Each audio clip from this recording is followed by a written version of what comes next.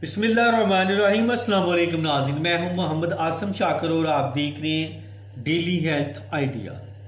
चेहरे के पीप बड़े दानों का बेहतरीन इलाज नुस्खा आपके सामने पेश खिदमत है।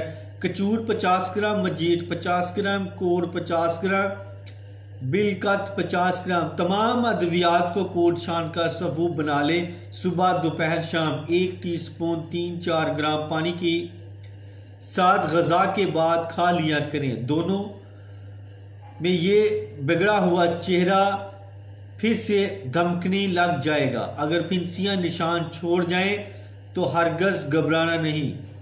मकई के आटे को किसी दुपट्टे से छानकर मैदा सा निकाल कर रात सोने से कबल 1-2 चम्मच दूध में गोल का चेहरे पर मास्क लगाएं। फिर चंद दिनों इसका जादू मुलाहिजा फरमाएं। बड़ी बड़ी कीमती क्रीमें इसके सामने आज नज़र आएंगी।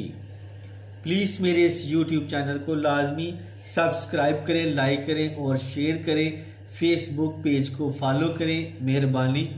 मज़ीद मालूमात और रब्ता करने के लिए नीचे मौजूद नंबर पर रब्ता कर सकते हैं।